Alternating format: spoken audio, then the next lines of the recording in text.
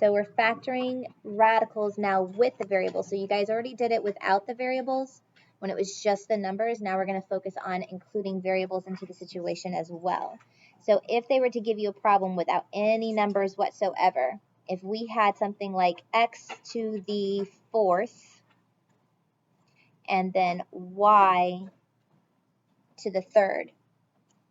So we can always break this down. And you're really going to want to make sure you've got your colors today because it kind of helps you to be able to see things a little bit better. But we can break these apart. Just like we were able to break numbers apart when we had factors. You know, we had the square root of 4 and the square root of 10. We broke them apart as a square root of 4 and a square root of 10 since it was square root of 40. You can do the same thing here. Instead of having it all under 1, you can break them apart and say, okay, well, here I'm going to focus on my square root of 4 individually, or my square root of x to the fourth individually. And then I'm going to focus on the square root of y to the third power individually. So now here's the rules that you need to make sure that you're following. Whenever you are taking a square root with a variable that has an exponent, so the square root of an even numbered power, so an even number exponent,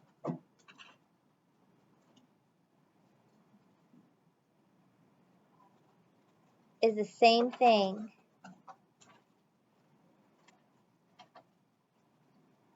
as just dividing the exponent by 2. That's all you're doing. When you're taking the square root and you have an exponent, if your exponent is an even number, then you just take the exponent, divide it by 2, and then you found the square root.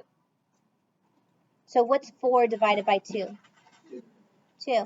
So the square root of x to the fourth power is x to the second power. That's it. The radical is now gone. There is no more need for a square root. Now, if we have an odd number, so if the exponent is odd,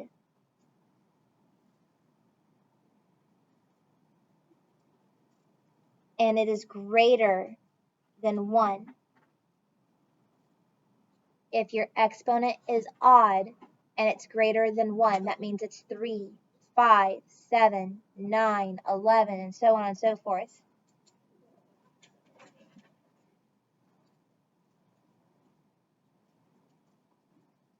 Then remove one variable away.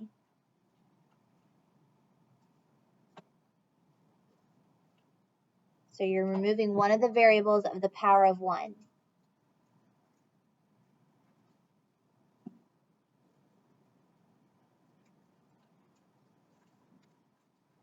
To get an even exponent.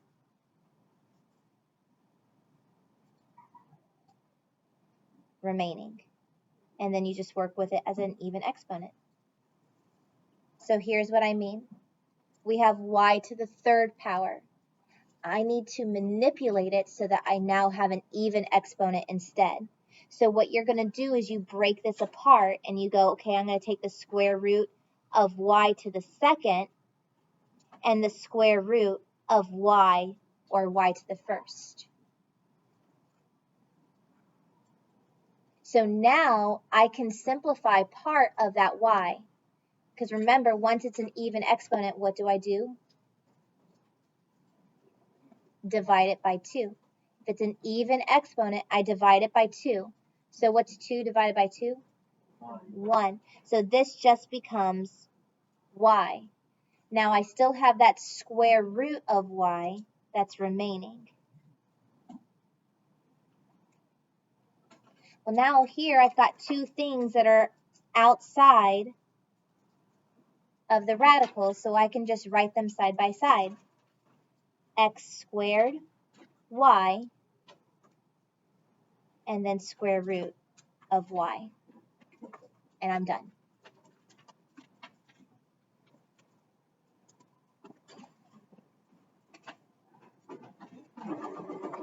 So one more time. If it's an even exponent, you divide the exponent by 2, and then you get rid of the radical. If it's an odd exponent, you subtract one of those away, and that stays inside the radical. Whatever's remaining, you divide it by 2, that goes outside the radical. Okay? Let's try another one.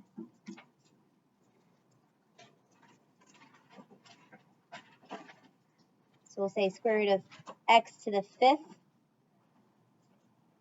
y to the 8th. Square root of x to the 5th and y to the 8th. Do I have an even exponent? Yes. Which one? Y to the 8th. So y to the 8th happens to be even. X to the 5th is odd.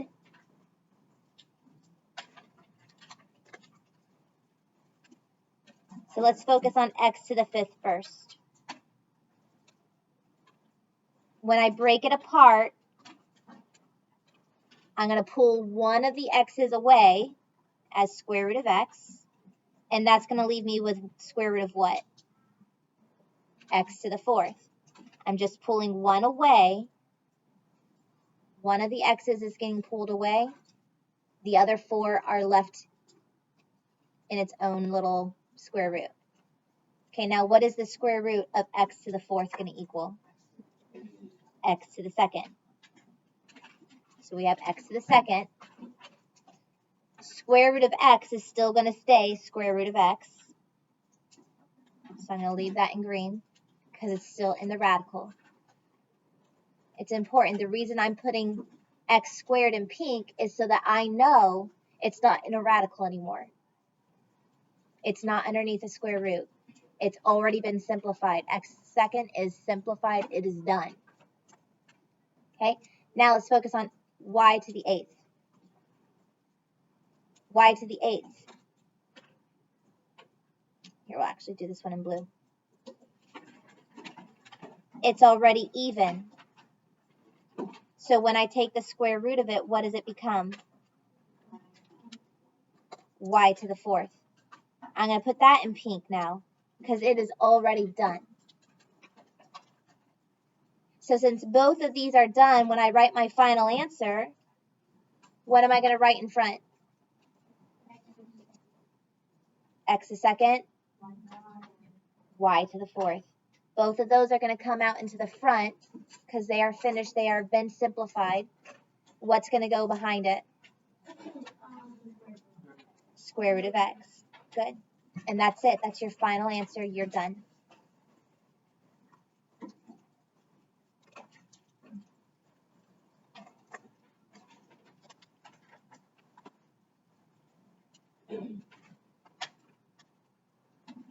Are we okay? All right, I'm going to turn to page 7, and you're going to try problems 3 and 4 on your own.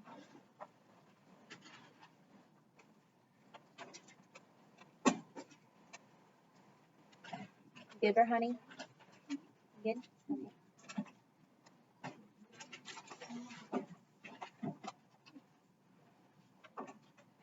All right, page 7.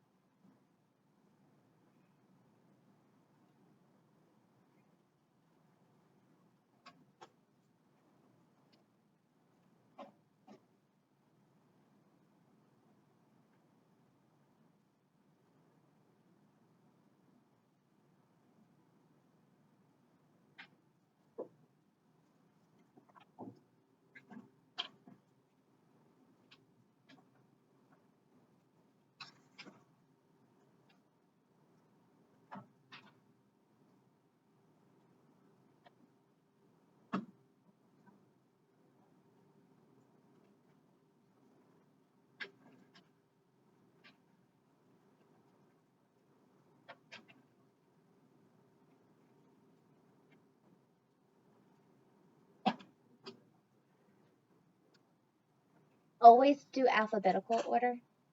Like whenever you're taking things out of the radical, put them in alphabetical order, and whatever's left inside the radical, leave that in alphabetical order as well.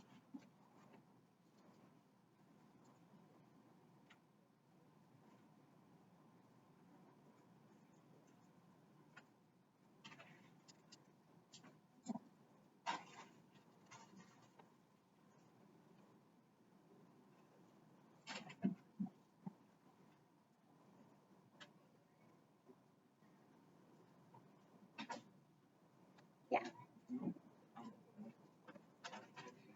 Whenever you have more than one variable, leave them under the same radical. So you just need to have one square root sign.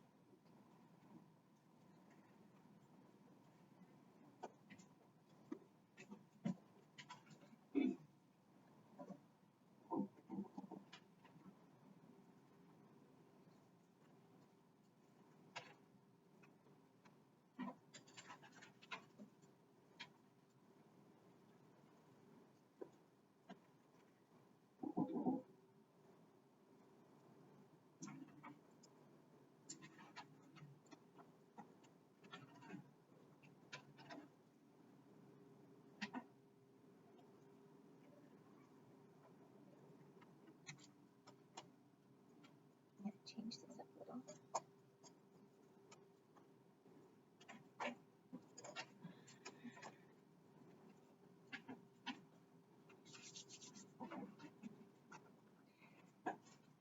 Okay, who can tell me what they got for problem number 3? Brent? I got x to the third, y to the third, and then the square root of y. Very good. Yeah. Very good. All right, so we have obviously 3 different variables here. We have x to the 6th, so that's going to come out as its own individual square root of x to the 6th. Then we've got y to the 5th. That's going to come out as its own individual. And then we've got z to the 7th. That'll come out as its own individual. Oops. Z to the 7th.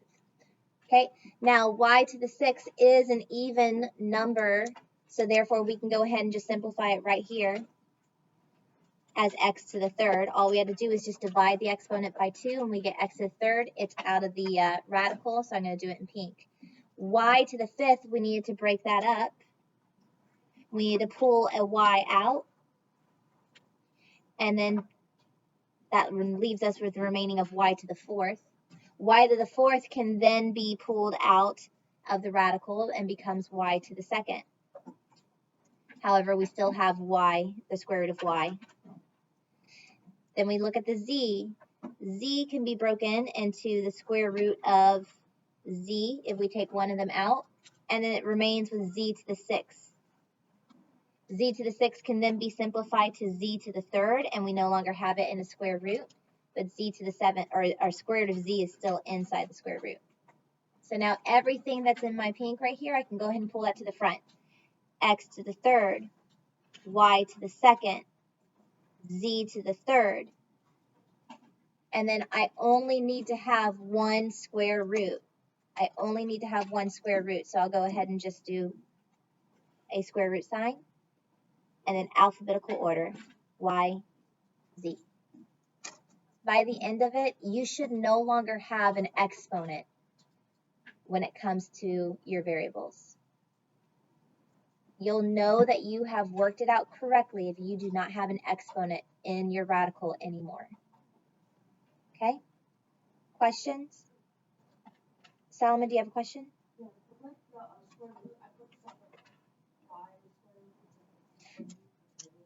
Yeah, but now you know, just do one. Put them all under one roof. Okay? All right, what about for problem 4? What did you get, Emiliano?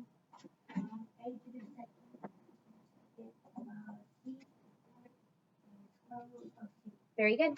All right. So a to the 2nd, we can go ahead and, a to the 4th, we can break it apart from the rest of the plan and then simplify it down. It'll simplify to a to the second.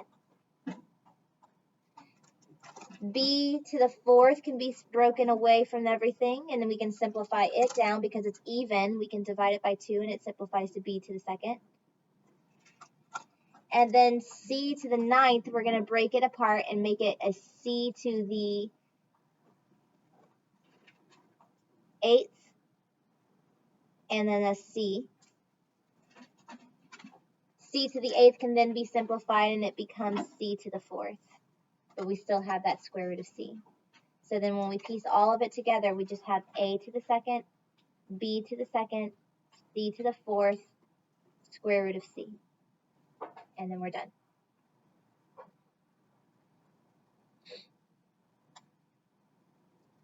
Any questions? All right, let's, yeah.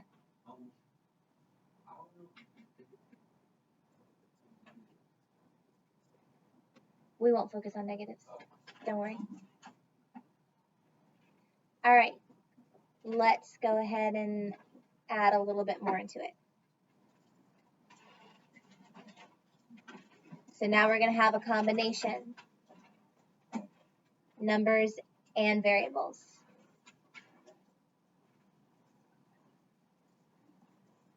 So square root of 512, m to the third power.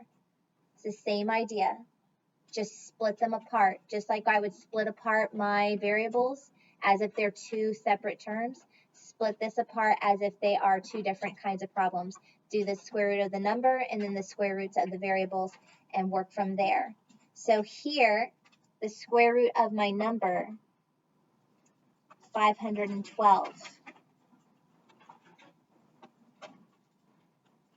What is the largest perfect square that can go into it? And this is why it's a really good idea for you to have those perfect squares memorized, because you can start going through the list and go, okay, 512, that's the number I'm focusing on. So just focus on those perfect squares that are smaller than 512 and see if any of them can go on into it.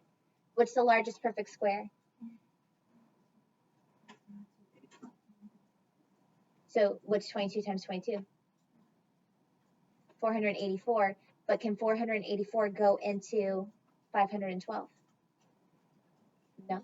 So then you work backwards again. The next one would be what? 441. Can 441 go into 512? No. Can 400 go into 512? No. So you just keep working backward through that list in your mind until you get to which one? Which is very good. So 256 can go into it. 256 is a perfect square. 256 is a perfect square because the square root of 256 gives us 16. 256 can divide into 512 twice. Square root of 2 is not a perfect square, so it remains square root of 2. So now you've focused on the number. Let's go back over and focus on the variable. We have the square root of m to the third. Let's break that up. We're going to break this apart, and it's going to become square root of m to the second, and then square root of m. What is the square root of m to the second power? M. And then we still have square root of m. So now we focus on the things that are outside of our radical, 16 and m. And then everything else remains inside of the radical, 2m. That's it.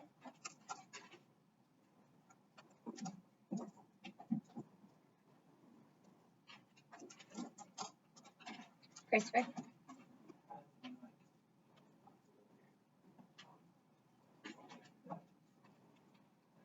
On the district exam, you will have a calculator. But again, the calculator won't do variables. Okay? So you'll have to know how to do it without the variables. And for your quiz that you're going to have, You won't get to use a calculator. Your quiz is going to be Friday. Friday. On this, yeah. It's going to cover simplifying radicals when they're just in their plain radical form, simplifying radicals when they are in fractional form, so quotients with radicals. So it's basically how to work with a, it's called rationalizing your denominator. So you'll be working with that.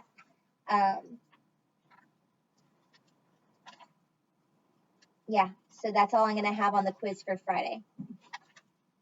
Actually, no, we won't have rationalizing the denominator. I think I'm just going to give you problems at first that can actually be simplified easily. Okay, let's do another problem. Emiliano?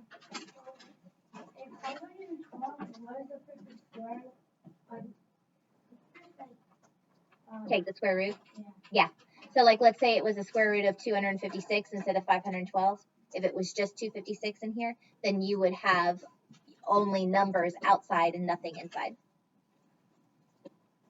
So it'd be no different if I give you a problem like off to the side. If I say, oh, what's the square root of 100x to the 6?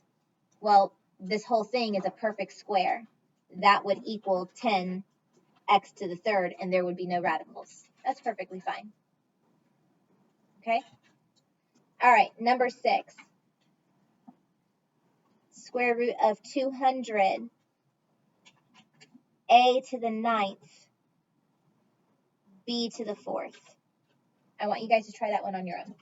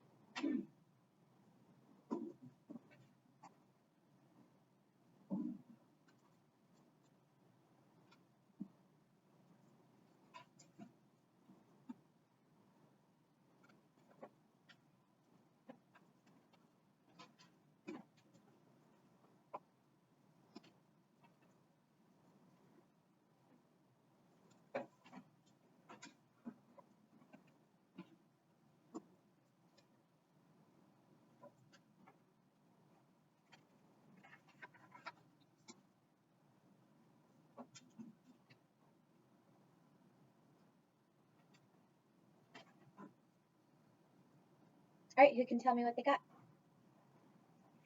Solomon?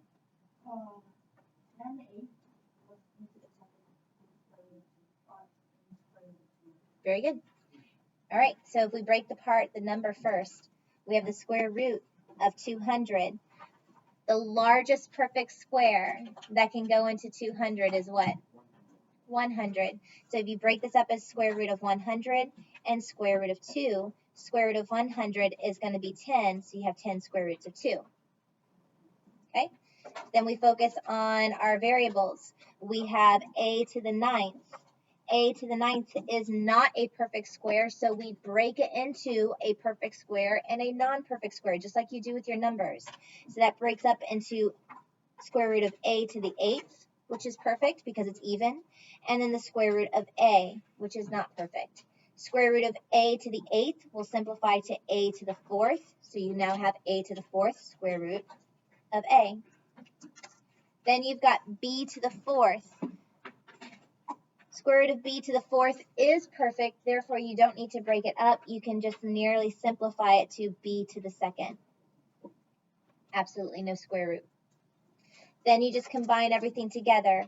All values that are outside of your square root will go in the front. So we have 10, we have a to the fourth, and we have b to the second. All values that are inside of the square root will remain inside of the square root, 2a. And that's it. All right, let me go ahead and give you guys your assignment. Your assignment is going to be on page 8 of your notebook, please. Page 8 of your notebook.